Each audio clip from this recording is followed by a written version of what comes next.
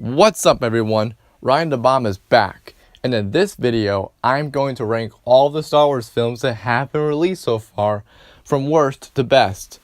But before we jump right in, I am just going to state that the Clone Wars film will not be included because I don't really count it as a main movie. It's just a spin-off to the TV show. So I'm not going to include it in there. And with these ranks in this video, this is my own criteria. And I am sure that you have your own ranks. If you do, please share them on the comment section down below. I would be interested in reading them all. Without further ado, let's get started in the video. Starting off at number 8, I have The Phantom Menace. Some of you knew this was too good to be true, since this is a weak film in the franchise. This movie, in my opinion, isn't that terrible. I mean, it's not good and it's not bad. It's just okay. There are 3 redeeming qualities I have for this film: the pod racing, Darth Maul, and Qui-Gon Jinn. There are not that many good things about this movie, like the nonsensical politics and boring plot. This turn of events is unfortunate. We must accelerate our plans. Begin landing our troops. My lord, is that legal? I will make it legal. And the Jedi? The Chancellor should never have brought them into this. Kill them immediately. Yes, my lord. As you wish. In my opinion, I don't mind the politics since it's not that boring and it develops the Star Wars galaxy we know and love. But for some reason, George Lucas thought that having Jar Jar Binks as a comic relief character in this movie was a good idea. Apparently it wasn't.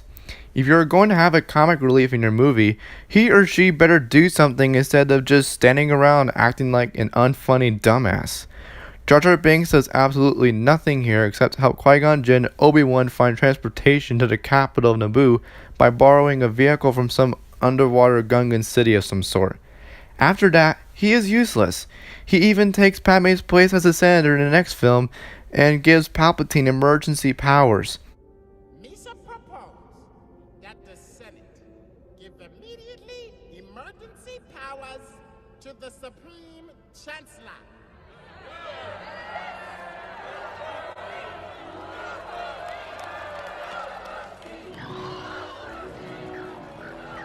The duel with Darth Maul is one of the best parts in the movie, because we are shown something we haven't seen before, like the choreography and the amazing score. I think Jake Lloyd cast as Anakin was not a good idea. I have read that Star Wars fans and even kids at Jake's school made fun of him because of his performance. I don't blame Jake Lloyd for his performance. I would blame the writers for making the character look like an idiot. Are you an angel? What? An angel. I'm a person and my name is Anakin. I don't mind seeing young Anakin in this movie since we get to see how innocent and childish he was before he became a badass evil Sith Lord who rules the galaxy decades later.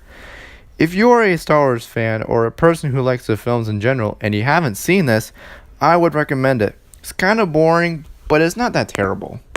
At number 7, I have Attack of the Clones. The title of this film confuses me. The clones were created by the Sith, and after 2 hours in the film, the clones work for the Republic and the Jedi Order. I actually like the idea of the plot. It's like a crime mystery. Count Dooku ordered the assassination of Padme, but that didn't work, and Obi-Wan and Anakin are ordered to protect Padme from any other assassination attempts. We will find out who's trying to kill you, Padme. I promise you. We will not exceed our mandate, my young Padawan learner. I meant it in the interest of protecting her, Master, of course. We will not go through this exercise again, Anakin. And you will pay attention to my lead. Why? What? After another assassination attempt, Obi-Wan needs to find out who is doing this and where the poison dart came from. Anakin, on the other hand, protects Padme and they go to Naboo, where we are led to a series of cringe-worthy romance. I don't like sand.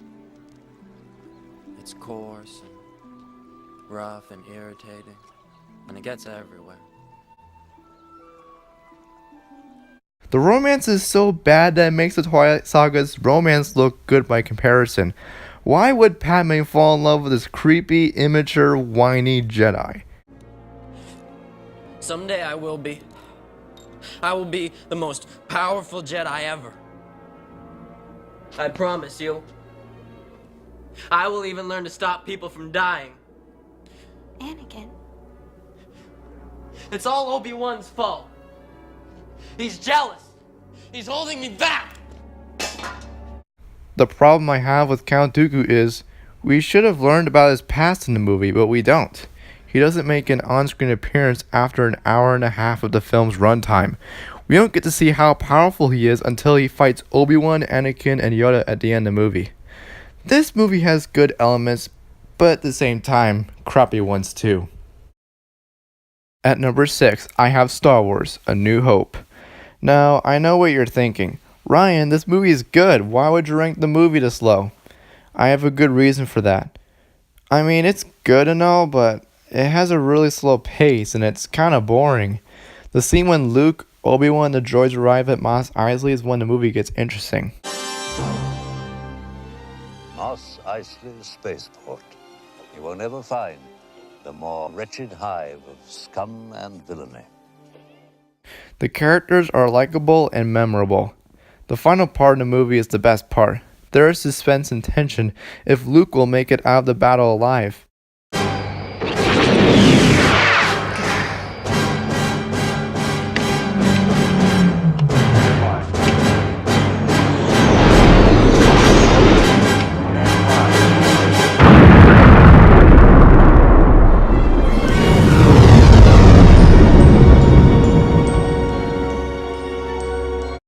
I find the scene when Obi-Wan gives Luke Anakin's lightsaber amazing and weird.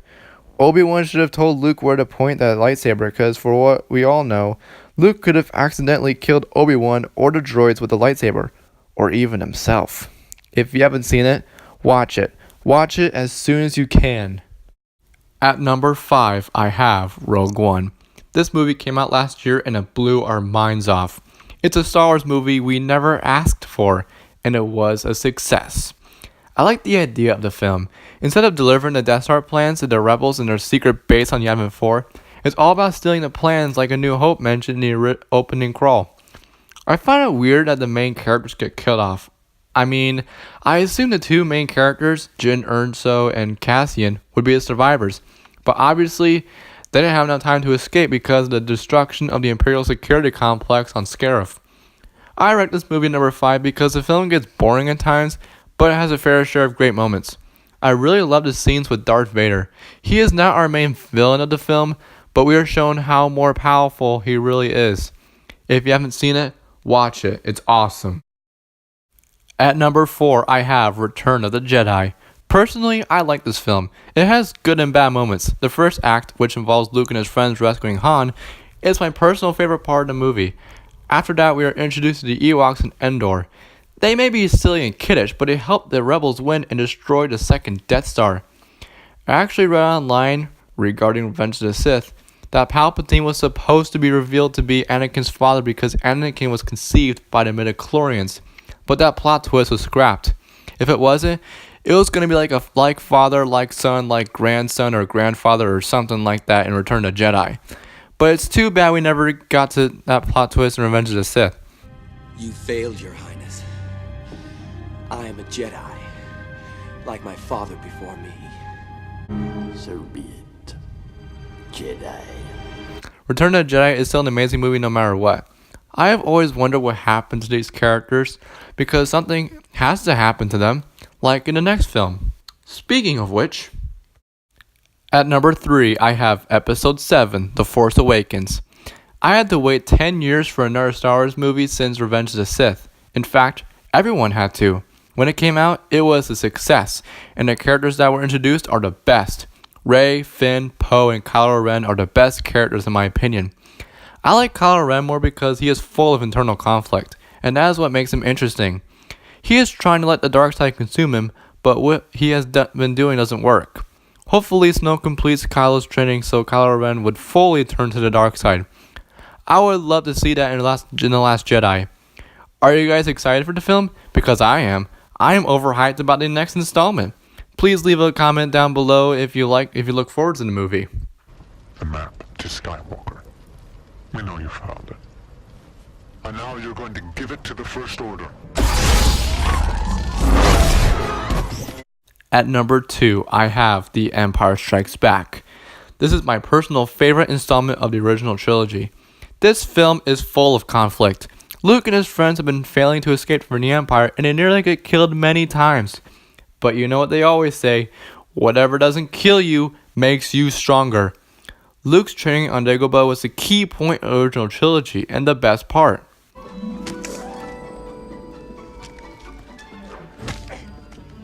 Run! Yes, Jedi strength flows from the Force, but beware of the dark side. Oh, and that plot twist. No. I am your father. Wow, never saw that coming. Now, let's go to my favorite Star Wars film of all time so far. At number 1, I have Revenge of the Sith. You guys knew this would happen. How can you go wrong with this film? Besides Hayden Christensen's acting and the cheesy moments in the film, many things happen in this film. We go from thousands of Jedi in clothes fighting an army of droids and many planets and systems, to an evil Sith Lord revealing his true identity and destroys the Jedi Order and creates the Galactic Empire.